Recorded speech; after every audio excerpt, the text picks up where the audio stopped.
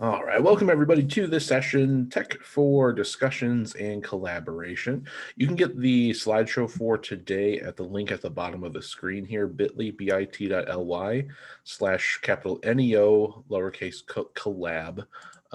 If you're here live with us, I'll put the link in the chat as well for you, so you don't have to type it in. But that link there will get you the slideshow for today. There's some pictures and some links and stuff in here for you to refer back to, and so you can have a copy of this slideshow for yourself. And if you're live with us, go ahead and sign in. I'll also put this link in the chat, but that link is also on the second slide. If you're watching this webinar as a recording, of course, you don't have to worry about signing in. And I guess I'll introduce myself now. So my name's Dan Neeson. I'm a technology integration specialist at NeoNet. Here's my email on slide number 2 here, dneeson@neonet.org. That's probably the best way to get a hold of me. So if you have any questions after this session, if you kind of think of something down the line, always feel free to shoot me an email. And again, you can get a copy of the slideshow for yourself at bit.ly/neocollab. And we'll go ahead and get rolling here. All right, so here is our agenda for today, our to-do list. So of course, this session is all about some different tech tools that are good for fostering some collaboration and some discussion. So we'll start off with one of the most popular ones out there called Flipgrid. Then we'll take a look at over at Padlet. Then we'll take a look at a couple of different ways to do grouping, some helpful tech tools to split kids up into different groups. And then we'll wrap it up with a tool called Moat. That's good for creating audio clips that you can drop into different Google places and things like that. All right. And of course, if you're live with us, feel free to drop a question in the chat, or you can unmute yourself and ask away. But with that said, let's go ahead and dive into our first topic for today, Flipgrid.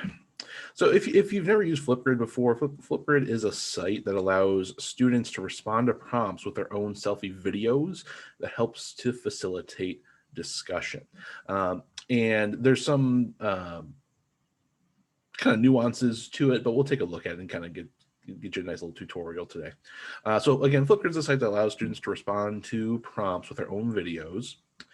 And teachers will create groups, aka classes, that are made up of topics or posts or prompts that you give to your students. And then the students will join your group and then respond to the topics that you post. Each of your groups will have a customizable join code. So this is basically a link that you can give out to your students so they can join into that group. You can distribute that link through Google Classroom, through email, however you send out links. In this demo here, we'll kind of skip past looking at the student side here. And we'll go over some important lingo here before we go and take a live look at Flipgrid. So some important lingo as far as Flipgrid goes. Groups are your classrooms. Topics are questions or prompts that are posed to your students. Flip codes are customizable join codes that students can use to get into your group. They also refer to non-customizable join codes to get to a specific topic. So you can give students a link that will allow them to join the whole class in Flipgrid. And you can also give them a link that goes to just a specific topic as well, so a specific prompt. So you can do it either way. Another term here that we'll see is Copilots. Those are your co-teachers. That if you work with another teacher, or if you work with a SPED teacher, or if you have a student teacher, something like that, they can also come into your Flipgrid group and view students. They can also grade through things, create topics, all that good stuff. And shorts are teacher-created videos that are not attached to a certain group or topic. So that's just a little bit of lingo there as far as Flipgrid goes. So let's pause there and let's actually jump over to Flipgrid. And we'll actually run into the site. And we'll just take a kind of a brief overview. We won't go into a crazy amount of detail. I do have a webinar on our YouTube channel that has it's a video all about going in depth into Flipgrid. So if you want to learn more about more than what we'll talk about today, you can check that out. But anyway, so here's our page, and just going as kind of a brief overview. Your groups again are your classrooms. So like I have 3 different classes. So if I had like 3 different preps or 3 different groups of students, those are my different groups. I have one for a reading class, one that's just like a welcome one, and then I have like a 5th period class here. And let's just say, for example, I go into this reading class one, and inside of this group, if I scroll down a little bit, I'll see my topics. And my topics, of course, are my like assignments or my prompts that I give to my students. And so I have one about geometry and one about describe 3 character traits. And if we click into this activity, we can see, okay, so here's the actual prompt is describe at least 3 characteristics about the main character in the story we are reading. Now, if we scroll down a little bit, we'll see the responses that we've got back from our students. Of course, we only have 1 response in so far, but of course, as you give this thing out to students, more students will be able to turn it in. But we can click on that activity, and we can see this is just a demo video that I've put in there, but you can look at each student's video that they leave for you. Students are able to leave a video that they record just with their webcam. They can leave a video screen capture where they can do a video recording of what's happening on their screen. So if you want them to demonstrate something happening on their screen, you can do that. Or they can upload a pre-recorded video. So if they made a video in some other form, they can upload that here as well. All right, let me just show you the student's perspective real quick. This is a nice little trick that Flipgrid has. When you look at a assignment or an activity, you'll see that it has this little join code thing here. So if you remember from a few minutes ago, I said that you have your join codes that can go to a specific topic. Well, here it is. This is the randomly generated one. And if you hover over it, it'll say view as a student. And the nice thing about this is it'll show you exactly what students are going to see when they go in to do a Flipgrid activity. So they'll have to sign in. So I'll sign in with Google here. Let me get all signed in. All right, and this is exactly what students are going to see. So they'll see the prompt right up here, and they'll see this button here where they can record a response, or they can click on this round red button as well. They'll do the same thing, it doesn't matter. And they'll click on record a response.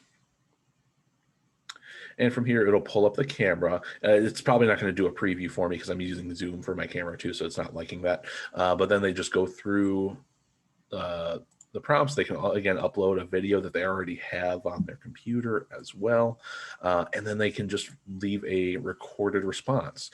And again, these are really good things for fostering some collaboration, or really good for discussions too. This is basically another way to do your traditional discussion board activity, where traditionally you just give them some sort of prompt in on a Word doc or something like that, or in Google Classroom, and students just type in their responses, and they may or may not look at each other's responses. If you do it through Flipgrid, not only are students going to be actually communicating, they actually have to say, and they actually have to talk to give their responses.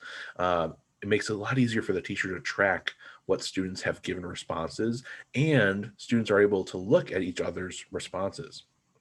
So as a teacher, you can designate if you want students to respond to other students. So let me show you how to do that real quick. So when you are creating an activity, I'll actually just make a brand new one here. Let's jump out here, and we'll go ahead and make a brand new topic, a new activity. So we're going to go to add a topic. I'll just call this class discussion. And then here's the class discussion prompt. And you can add a whole bunch of other media. I'm not going to go too in depth into this just for the sake of time here. But you have an option here. This one right here.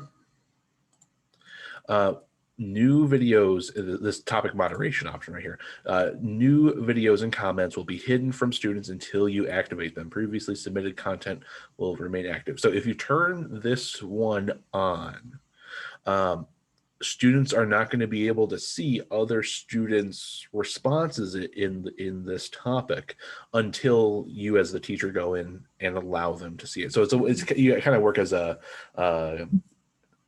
a filter basically. So you can do that. Just heads up that you have to do this for everybody before your students are going to be able to go in there and have a discussion. So if you're using Flipgrid as more, using an activity more as a discussion tool, you may want to turn that off just to save time. Of course, if it becomes an issue where there's, kids are talking about inappropriate things or something, you can turn this button on whenever you like. One other thing to mention too, you can also change your recording time here. I might as well mention this. You can set how much time students are going to have to do a response. It can be as short as 15 seconds or as long as 10 minutes. So they don't have to take up the whole time that they're allotted, but you can set that maximum time. All right, so when I create that topic, I'll say all set. And this is where, again, we have our unique code that this unique link that we can give to our students.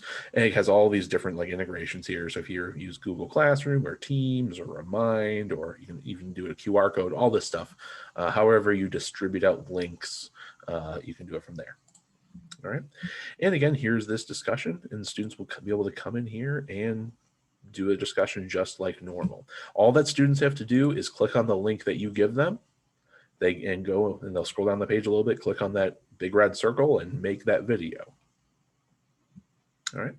One other thing to mention here, since we're in here, is if we go into the Discovery tab at the top, there is a absolute treasure trove of pre-made activities in here. You can find, there's literally thousands and thousands of things in here. There is a lot of high quality stuff. There is 33,000 topics, activities already made. All are free to use. You can adjust them if you like them. If you need to, you can save them. You can add to this library if you like. So there's an absolute treasure trove in here, and you can search for whatever you like. So if I I'll just search for discussion and see what I can find.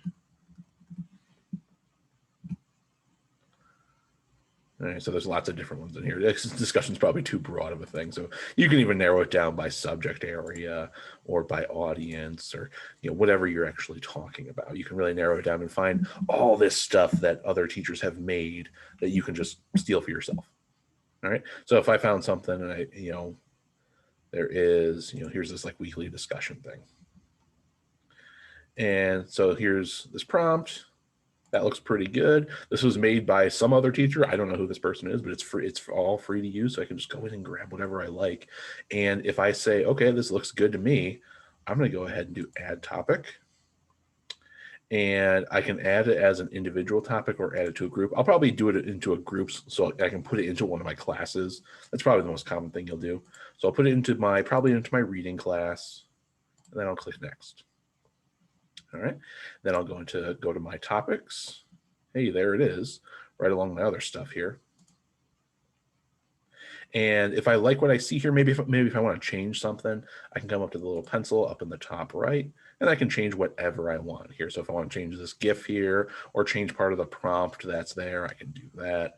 I can turn on content moderation if I want to change the time limit that I have. I can do any of that stuff. All right, and that's pretty much what there is to it. All the information that all the things that you gather from students are all going to be saved on Flipgrid. There's nothing to pay for. This is a free tool to use. You don't have to worry about running out of space or anything like that. Flipgrid's owned by Microsoft, so they have the resources to make stuff free, which is nice, obviously. circling back here to about things that students can do. Again, like I said, they can create a video with their webcam or upload one from their computer. While they're making their videos, they can add in little sticky notes to help them remember what to say. They can draw on their screen. And again, like I said, they are able to use a little whiteboard, and they can even do some screen recording as well. So if you're familiar with like tools like Screencastify or Loom, same exact idea, but it saves videos right into Flipgrid. All right, here's the instructions for how to create a group. It's all pretty easy to do, so I won't go into a crazy amount of detail in here. Just things to be aware of. When you create a new group, you can customize the join code. This is the link that you can customize for a whole group. You can customize it, so it makes it easier for kids to join if you don't give them the link directly. And you can also set up the security settings for how kids are going to join, or rather who can join. You can set up a group where it can be anybody on the internet can join. That's good if you're doing like a training, like if we were doing a bigger demo, that's how I would do it. But if you're doing it for just your kids, you notice down here it says student email. You can require students to log in with their school account to be able to join into your Flipgrid class. So you're not getting any other kids from other classrooms or any other schools or things like that. All right, again, creating topics without going into too much detail here. Here's the instructions for there. You'll be able to put in all the details that you want. There is, again, thousands and thousands of pre-made activities. And of course, you can ask whatever questions that you'd like. As far as viewing students' videos, so after you made your class, after you made your topics and gave some time for students to respond, of course, then it's time to go in and actually grade these things and take a look at what students have been saying. Teachers can view each student's video, and teachers can decide if students can see each other's videos. That was that topic moderation I was talking about earlier. When you go in the group, teachers can see how many videos have been posted by students. So if I go back here, we'll see that like down here, if we see the 3 character traits thing, I got 1 response for that one, 0 for the others. I think I have a bigger class that actually has some examples in it. Let me see here. I think it was this one. Yeah, here we go. So yeah, this one has like 15 responses. You'll be able to see at a glance how many people have responded. And this one's a little bit of a better example because now you can see all these different people. And these are all my students that have responded back. And I can click on any one of them and see their video that they left for me. All right. And again, click the topic, whatever it is, and you can go into the student's video at the bottom of the page. And you can see how that student responded. And if you allow them to, students that responded to that original student, you'll see their responses as well. So students can make a response to your prompt, and another student can leave a response. They can leave a typed response, or they can leave a video response to that student's original response, if that makes sense. When you see the view of the responses, is it only in list view, or does it give you the option to see the grid view, like the little thumbnails of each person? Yeah, that's what I was trying to see. That's a good question. I think they used to do that. They're changing things all the time here. I don't think so, because that's how it used to look in the past. I think it's now just a list. I'm not familiar with a way to make it look like a grid. I'd have to look into that. They might have just changed it so it's a list. I'm not sure. It's a good question.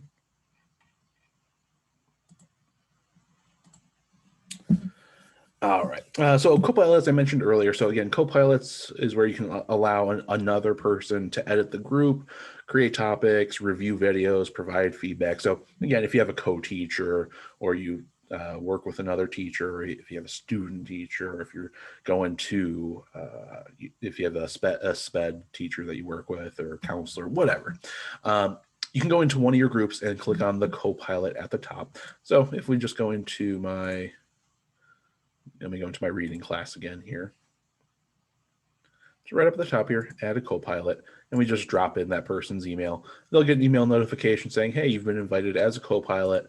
They can click right in. Same process if you're familiar with adding a co-teacher to Google Classroom. Pretty much the same idea. All right. Any other questions on Flipgrid before we change gears over to Padlet? All right. So that was just kind of a quick overview. Of course, Flipgrid is massively popular. So again, if you want some more info about that, just always let me know, or check out other trainings that I've done. All right, so changing gears a little bit over into Padlet. So what is Padlet? So Padlet is a site that allows you to collaborate with others on a variety of digital bulletin boards. Now, the cool thing about this one is you have lots of different layouts. This one does have a free and a paid version. Of course, we'll just focus on the free version. The paid version just allows you to save more boards at once. In the free version, you can only save 3 at one time, which is still okay because you can just reuse them. And there's different types of boards. So you have these different layouts, kind of as you can see from this picture on the right-hand side, where you have like a wall. That one's really good for whole class discussions. You have a stream. We'll actually talk about using the stream as a mock Twitter activity in a little bit. You can use them as a grid. That one's good for collaboration where you're planning things out. Shelf is a good thing for collaborating to split things up into different categories. And back channel is basically like a text message kind of layout. And like I said, you can collaborate with other people as you create these things. You can set your permissions for how people are going to be able to get into the Padlet. So you can open it up to certain people, or you can create like a shareable link, and we'll take a look at all that stuff here. All right, here on slide 17 is a bunch of different examples for how to use Padlet in class. I'll just kind of leave that for you to kind of explore at your leisure there, because there's obviously a ton of ideas of ways to use Padlet. But with that said, let's go ahead and jump over to Padlet here.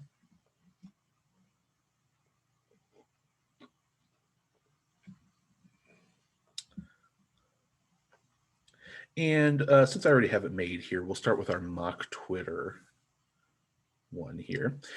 So this was an activity that a social studies teacher was using back during the presidential debates.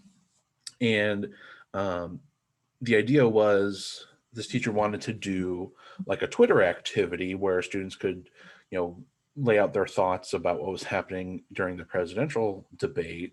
But of course, that's a huge issue when you try to actually do it on social media, because that leads to a whole, big can of worms there, right?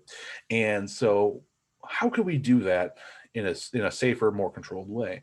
And so Padlet is a really good way to do this. And so the idea here is we create a type of Padlet. Here I have let me skip ahead here. On slide 19, this gives you kind of the rundown here. So if you create a Padlet in the stream format, then you just add in a title and description. And just like that, we have kind of a nice blank here. Let me just get rid of these just as an example here, just so we can just start from scratch.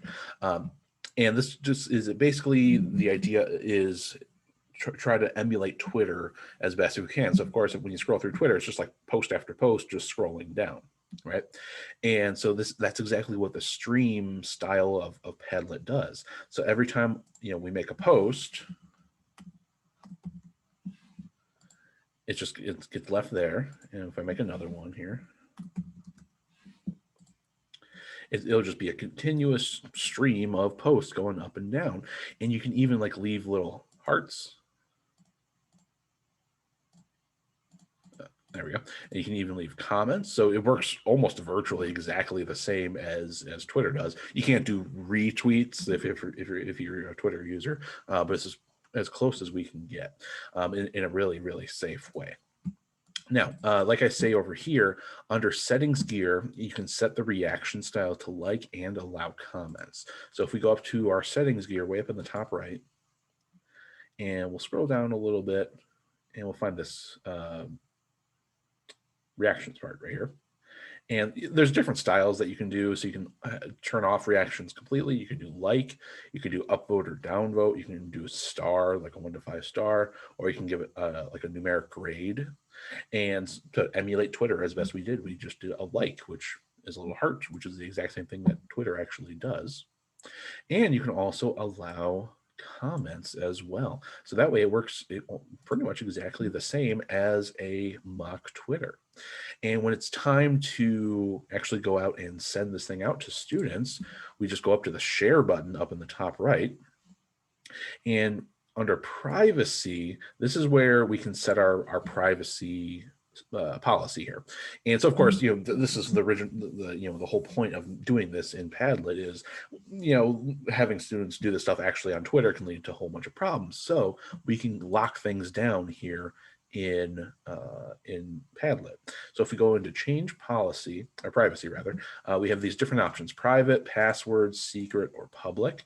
And so in this case, you'd probably do either password or secret. So password is you keep the Padlet hidden from the public, so nobody would be able to just Google enough and find it. If you do share the link with somebody, they would also have to put in a password to get in. The secret style keeps the Padlet hidden from the public, just like password. And if they use the link, then they can get it. No password required. So that's the only difference between those two. Okay. You can also go private, and then you could also add students individually. You could do that as well. And then we click save here and go back. And then in that case, we would have to add members here, and we would have to put in all of our students' emails here. So it would be kind of a pain in the butt. So probably the easiest thing to do would have it be on password or secret. That would probably be the best way to do it. If it becomes a problem where people from other places are coming into your Padlet, then change it to private. I feel like only if that becomes an issue, though. Once you do have that made, I'll just save mine on secret. If you do password or secret or public, you can set what the visitor permissions are. So you can let them read only, where they can just look at posts. They cannot add posts. They can't edit or approve other posts. They can't modify or change anything, really. They can just look at it. You can allow them to write, so they can view and add posts. They cannot edit, approve, or approve others' posts. They can't modify or delete the Padlet, or edit. That gives them basically full permission. So probably in the case of doing this mock Twitter thing, and in probably most cases, you would probably set it to can write. That way students can come in, make a post, hit that like button or like the thumb up or thumb down button, maybe leave a comment for each other, without any danger of anything being deleted or anything like that. Okay. And then other than that, the only other things that you really have to do is if we go into the little settings gear again, you can change your background color. I just made it plain white just so it kind of fits, so it looks like Twitter. But you can change it to whatever color that you want, of course. So whatever kind of fits best with you. Okay. And there's lots, you can even add your own picture and backgrounds and things like that if you'd like. All right. And that's pretty much how you can use Padlet as like a mock Twitter activity. And again, once those sharing settings are made, we can just come down under share here, copy that link to your clipboard, and just go give out that link again, however you give out links. You can also get a QR code here as well. You can embed it. You can embed this Padlet on your website. You can also share right to your Google Classroom as well. So that'll save you a step there as well. Okay. Let me back up a little bit here. A couple of pro tips here when using Padlet with students. It does have a profanity filter. So under the settings gear, you just have to turn on this button for profanity filter. And so if we go under settings, and we'll find, there you go, filter profanity, replace bad words with a nice emoji. So if you have that one turned on, if a student types a swear word, it'll just change it to kind of an associated emoji. It's kind of a funny thing. You can also require approval. So meaning if a student comes in here and makes a post, kind of the same idea as we saw over in Flipgrid. If a student comes in here and makes a post, that post won't be shown for everybody until you, as the creator, as the moderator of this board, approve it for everybody else to see. So for example, here, I'll actually use a different account. Oops. So I'm going to jump over here to a different account. And I just grab that link over.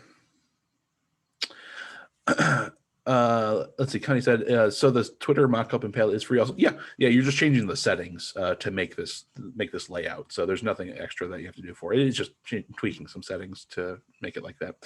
Can you add off limits profanity words? I don't believe so. I think it just kind of uses your standard words. There's no.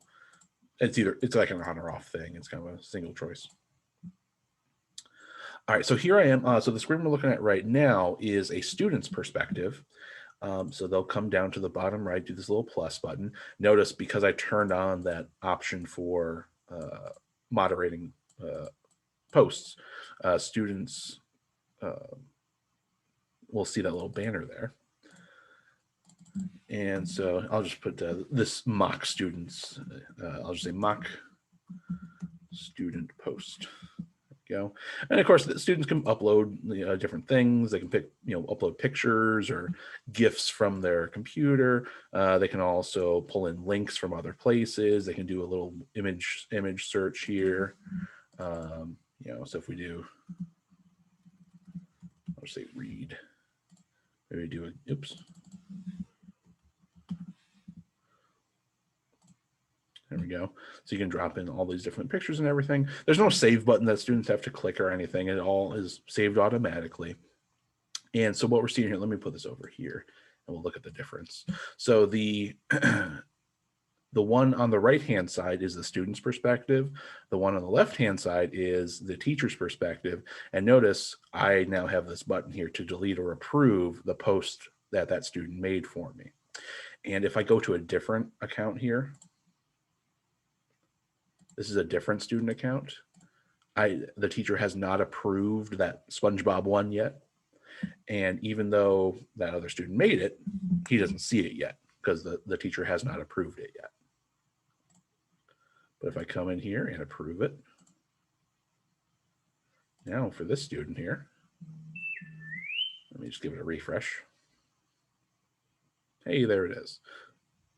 Okay, so of course, this is just one layout, one way to use Padlet. Again, like I said, there's all these different types of boards to use. And again, there's lots of different activities to use here on slide 17. There's hundreds of ideas and activities to use Padlet with.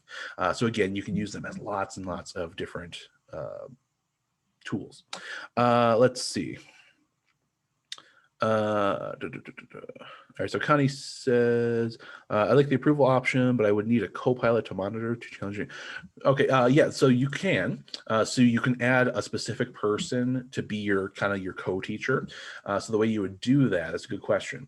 So we come under, let me make sure I'm on the teacher side here. We come under the share button, going to add members, and I'll add my other account here. So it's,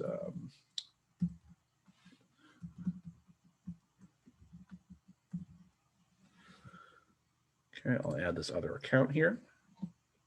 And then instead of setting him to can write or can read, I can set him as an administrator. So he can view and add photos, edit, approve others' posts. So as long as I set him to be an administrator, boom, I save. Close out of that. I'll even show you what it'll look like here. I think it's this account. I have so many different accounts, and make sure I'm using the right one.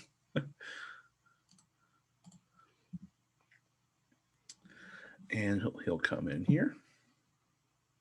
And in this case here, because this person has not signed in, we'll need to make sure to log in because if you are giving access to the Padlet through specific emails, they have to log in to be able to get into it, or maybe be an administrator or be able to add posts, depending on how you split things up.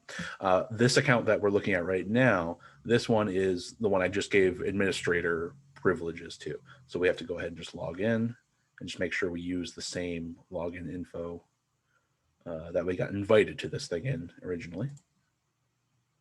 I believe they also get an email, since I'm thinking about while that loads here. I believe they would also get an email.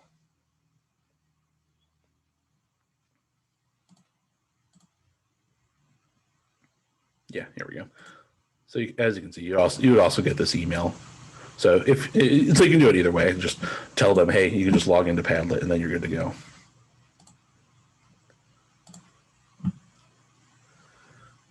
All right, and here we go.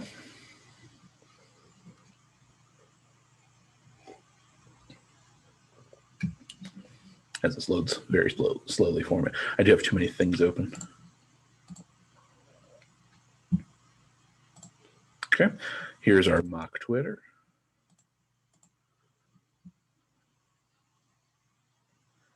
And now we're in here as an administrator. Again, things don't particularly look different.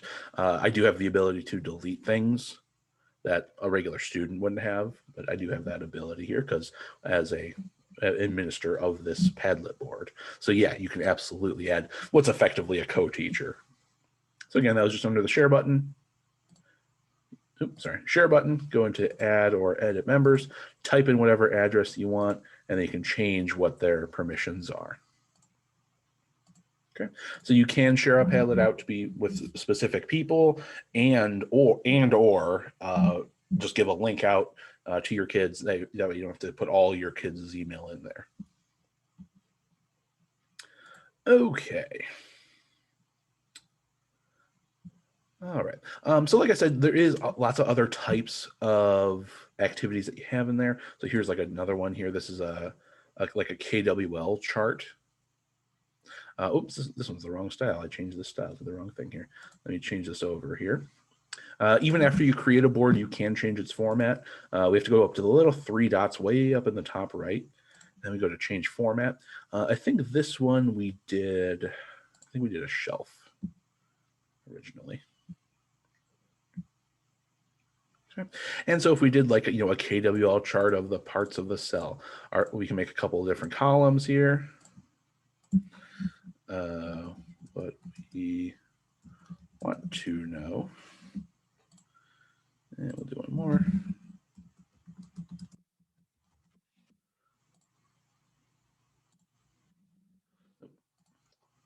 Let me change the name of this one here.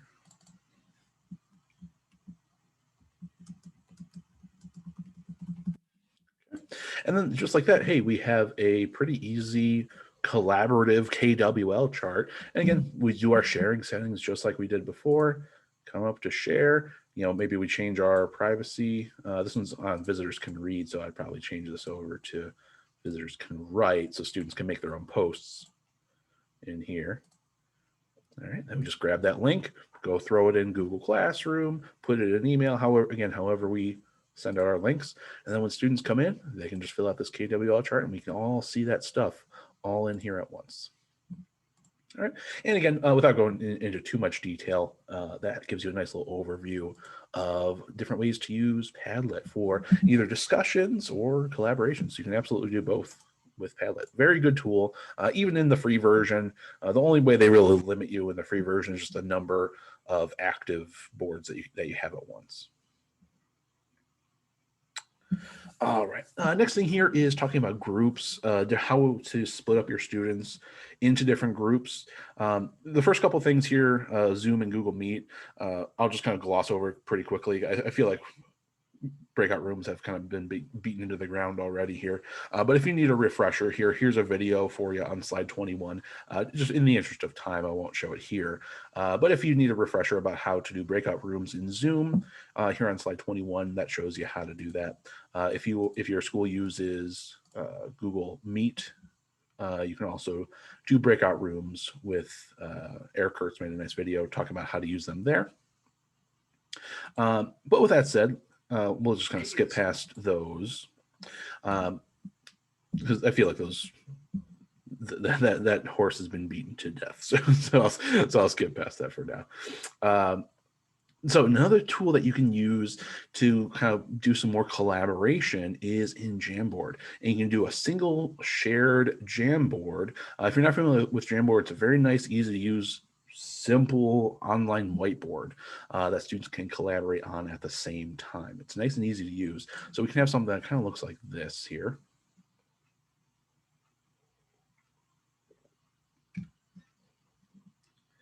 So we can have something that looks a little bit like this. So here's our first page, our first canvas on our Jamboard here. And so this is what students would see. So they would see this. Okay, so go to the slide of your team and complete the activity. As a group, add at least 3 characteristics to each section of the Venn diagram comparing World War I and World War II. If you haven't noticed already, I was a social studies teacher. That's what all the social studies references. Let's see. Connie says, as a LMS without courses, I still need experience with setting up breakout rooms in Google Meet. Yeah, there's lots of, again, that video should help you out a lot, I think. All right, and so here we go on the first page of our Jamboard here. We can split up our groups here, so we can see, team 1, team 2, and so on and so forth, telling kids which slide they're supposed to go over to. So let's say, I'm Chris, so I have to go over to team number 1, and so we would just come up to the top up here, jump over to our team 1 page. And the teacher wanted us to list off some differences between World War I and World War II in this diagram. So we can start making whatever comparisons and things that we want in here. So, I'll say,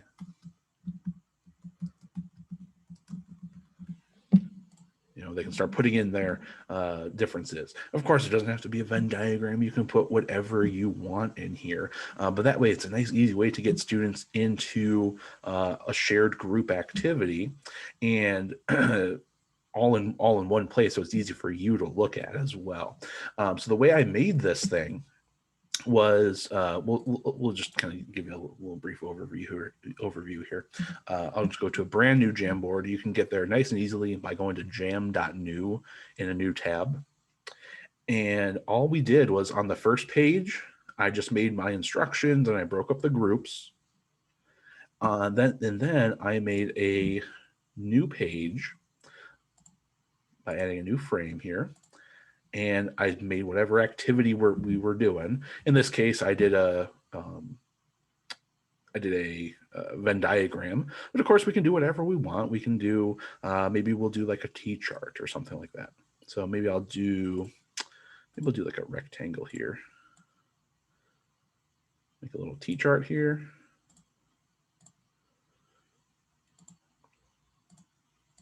Duplicate that. Give it a little spin.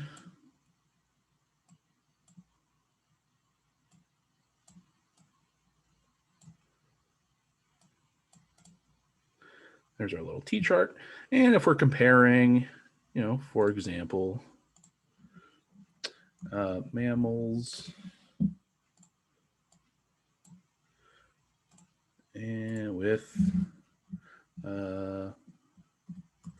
amphibians. I think I spelled that right. Right. And we can, of course, just kind of leave it like that. And the cool thing we can do here is we can make a static background, meaning students wouldn't be able to come in here and like move these things around and kind of like mess up your chart. So the way we can do that is after we make all the parts that we want to be static, so just like this, we can come up to the little 3 dots way up on the top right, and then we can do save frame as image.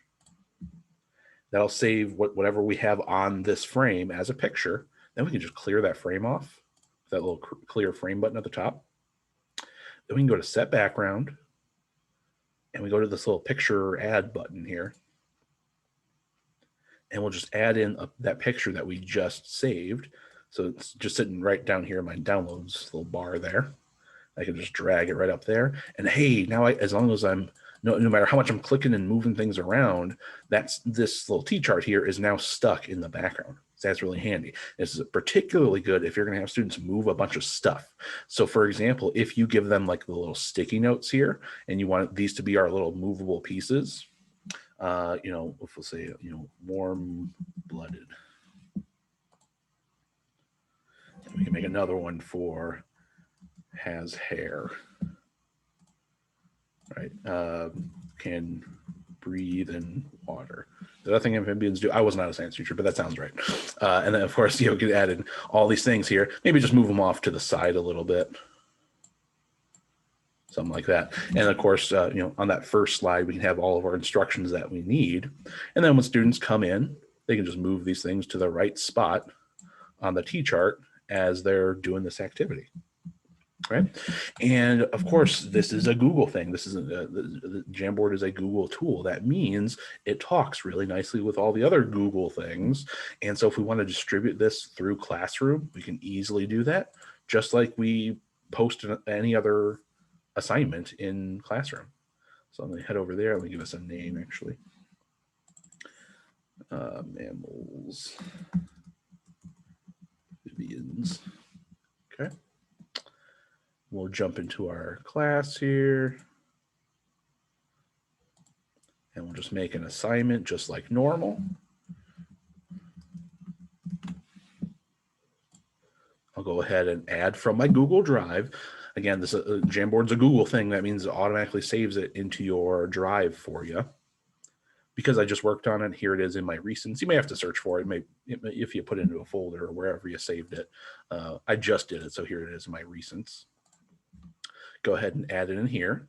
Now, if you want students to work collaboratively on this thing, you can set it to students can edit file, and everybody's going to be working on the same thing at the same time. If you want students just to do it independently, of course, you can set it to make a copy for each student, just like you do. I'm sure you're familiar with Google Classroom that way.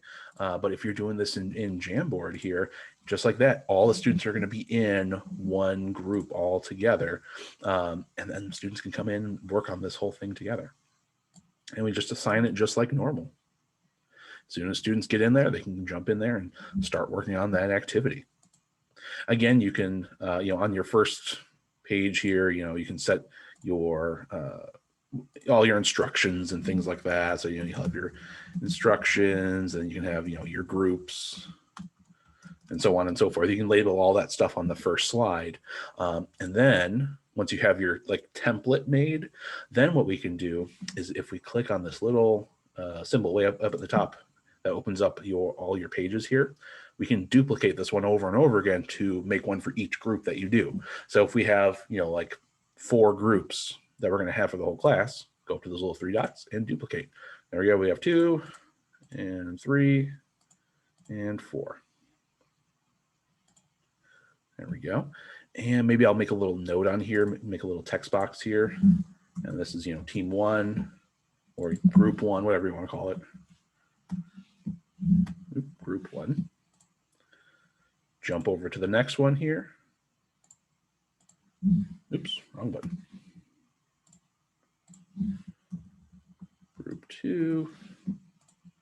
Jump to the next one. And group 3. All right.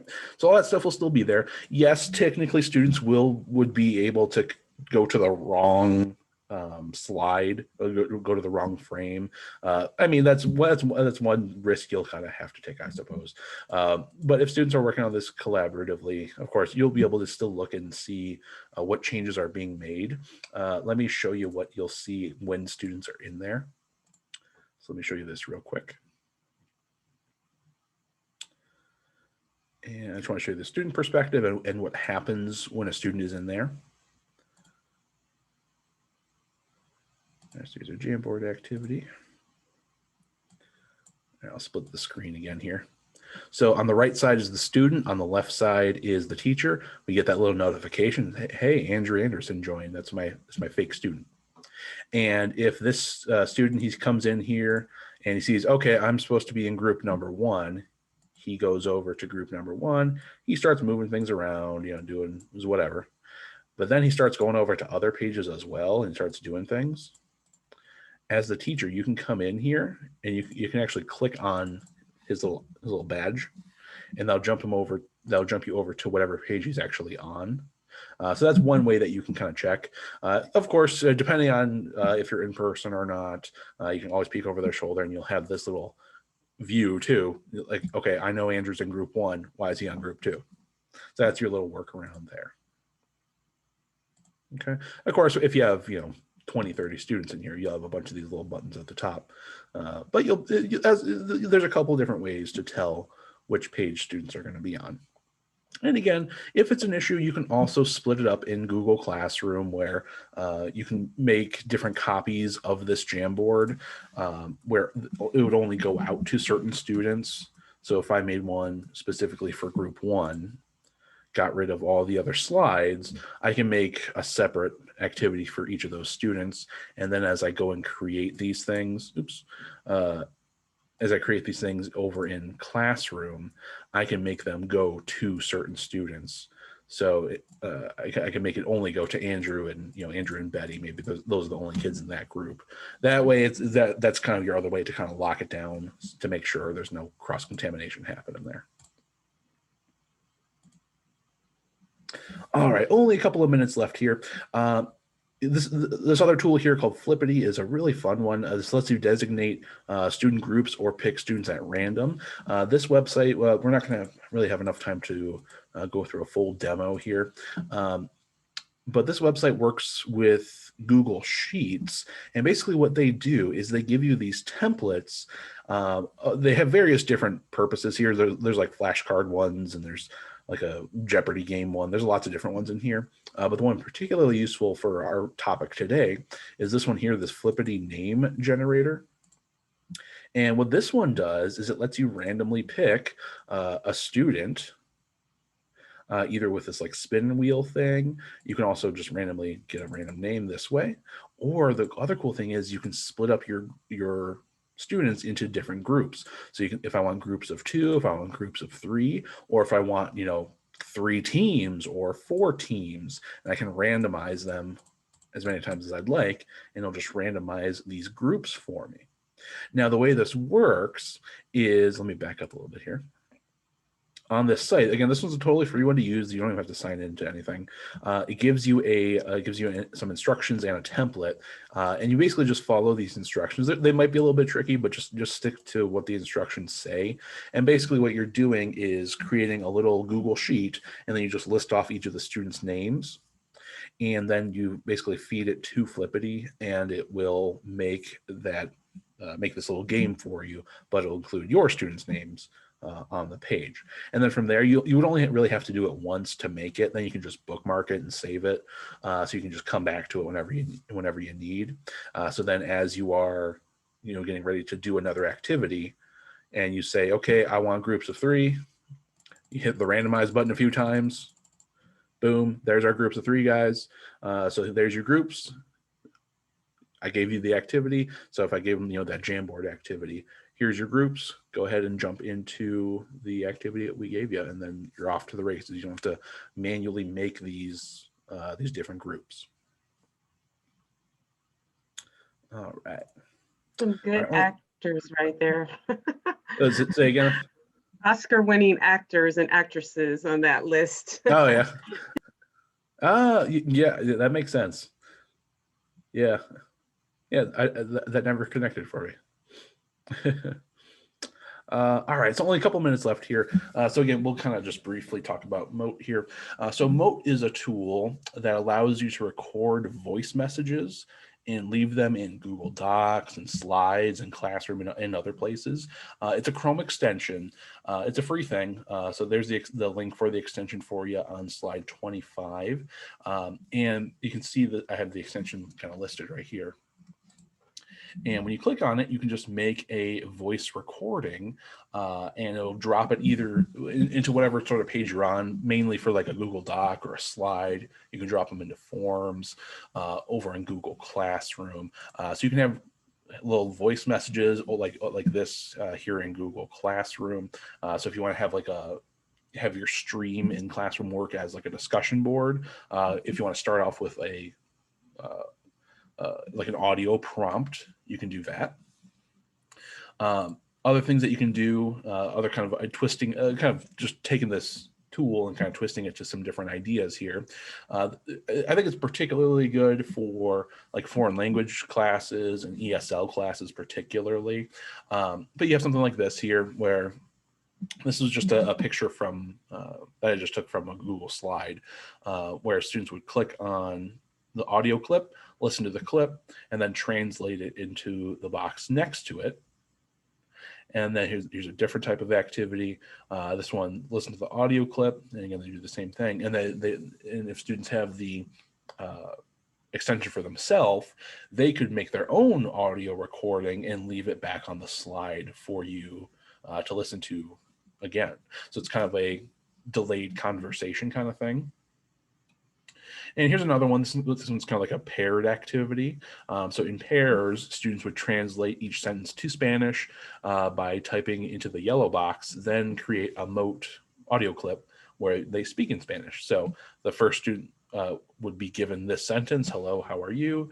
And then in the yellow box, they would type in Spanish, the translation for that. And then they would make an audio recording of them saying that sentence in Spanish, and the other student would do the same thing for their sentence. All right, so there's just a couple ideas for how to use Mote. Again, we're already at 4 o'clock, so I won't keep you much later here.